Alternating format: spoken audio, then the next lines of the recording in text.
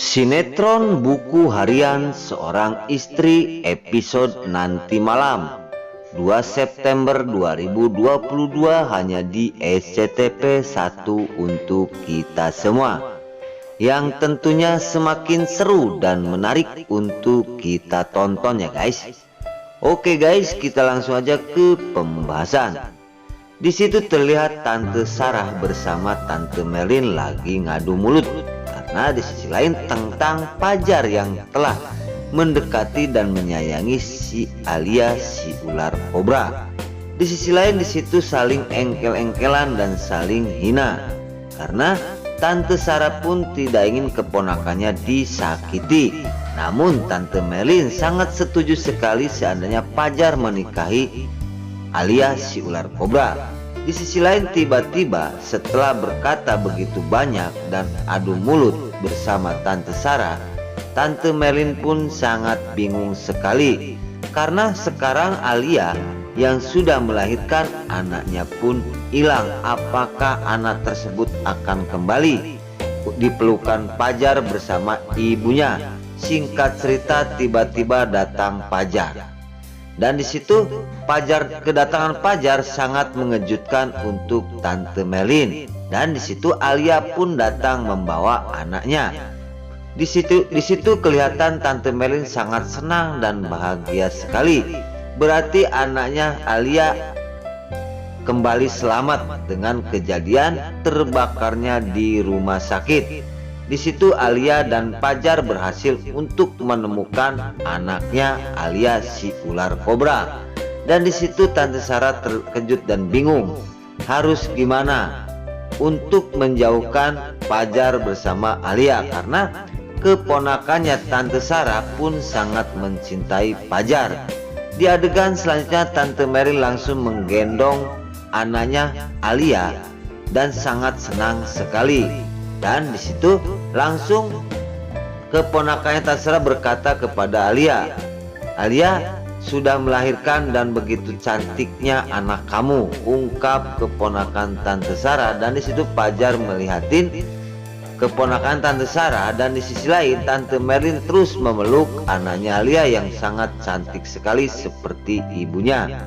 Tante Sarah merengut ya, karena kata-kata Tante Merlin sangat menyinggung sekali karena Tante Melin berkata kepada Alia dan juga Pajar, berarti kamu sudah melahirkan, berarti intinya kamu akan segera menikah karena perjanjian kamu setelah melahirkan akan menikahi Alia, ungkap Tante Melin kepada Pajar dan juga Alia si ular kobra. Di situ para tetangganya kontrak kosan semua mendekati dan melihat anaknya Alia yang begitu cantik sekali. Di sisi lain keterpurukan keponakan Tante Sarah. Semua warga di situ mengatakan sangat beruntung mempunyai anak yang begitu cantik, yaitu anaknya Alia. Tante Sarah terdiam saja ya guys. Di sisi lain Alia langsung mengatakan iya karena perkawinan antara Pajar sudah ada perjanjian. Seandainya sudah melahirkan, Pajar akan menikahi Alia. Di sisi lain terdengar oleh Tante Sarah dan di situ langsung Tante Mel pun mengatakan yang sebenar-benarnya kepada semua warga tetangga Pajar yang mengontrak di situ. Semua dikatakan oleh Tante Melin bahwasanya Pajar dan Alia akan segera menikah. Di situ Tante Melin mengatakan hal itu di depan dan di dekat Tante Sarah, dan Tante Sarah berkata betapa nemennya Tante Melin mengatakan hal seperti itu dan terdengar oleh keponakan aku. Di situ terlihat keponakan Tante Melin sangat sedih sekali dan dia pun berkata di dalam hatinya segitunya Pajar mencintai Alia sampai-sampai Alia sekarang akan dinikah setelah melahirkan. Di situ Tante Mary mengatakan dan mengompor-ngompori kepada semua orang karena Tante Melin akan mempunyai seorang cucu dari Alia si ular kobra. Namun Tante Melin yang mengatakan kepada Tante Sarah, walaupun dia orang jahat dulunya namun sekarang dia baik sekali. Maka itu Pajar pun akan membuat Alia menjadi istrinya.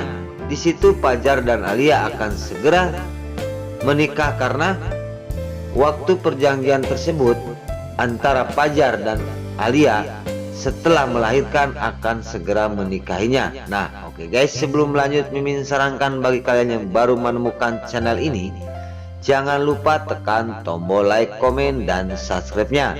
Dan jangan lupa juga nyalakan lonceng notifikasinya agar kalian tidak terlewatkan di channel ini. Dan jangan lupa juga ya guys, tonton terus video ini sampai habis agar tidak ada kesalahpahaman di antara kita. Dan mari kita doakan para pemain buku harian seorang istri ini agar selalu diberi kesehatan dan dimudahkan segala urusannya. Nah, oke guys, kita langsung aja ke pembahasan selanjutnya. Di situ terlihat Pasha dan juga Saskia yang sudah nyampe ke rumahnya. Namun di sisi lain, Saskia setelah nyampe ke rumahnya dan juga diantrin oleh Lucky, Saskia sangat berterima kasih kepada Pasha dan juga Lucky. Namun setelah itu tiba-tiba Pasha ada yang menelepon, yaitu anak buahnya dari Priska Dewa. Dan di sisi lain, Pasha pun langsung mengangkat telepon tersebut karena hal penting yang harus dikatakan oleh temannya, yaitu yang dari Lucky, temannya Lucky, yaitu Priska Dewa, untuk mengatakan tentang terjadinya di rumah sakit kebakaran. Karena Priska Dewa telah menemukan sebuah jerigen, berarti kebakaran yang di rumah sakit itu hal yang disengaja. Maka dari itu Priska Dewa pun mengatakan kepada Pasha, dan Pasha langsung terdiam. Dan di sisi lain, di situ sedang diam, ditegur oleh Saskia, "Ada apa Kak Pasha, kok diem?" Di situ langsung Pasha pun menjelaskan tentang kebakaran di rumah sakit. Bahkan kebakaran tersebut adalah hal yang disengaja. Maka itu aku suruh Priska Dewa untuk mengeceknya siapa dalang dari semua ini, dan harus diselidiki di CCTV yang ada di rumah sakit tersebut. Singkat cerita, terlihat Nana dan Dewa sudah nyampe ke rumah setelah anaknya ketemu, dan kebahagiaan Nana dan Dewa pun sangat senang sekali. Dan di situ langsung geng Cakarping pun mendekati Nana karena kepulangan Nana membuat geng Cakarping sangat senang dan bahagia karena anaknya Nana dan Dewa sudah kembali. Nah, oke guys, ikuti adegan selanjutnya hanya di SCTP 1. Mimin pamit, wassalamualaikum warahmatullahi wabarakatuh.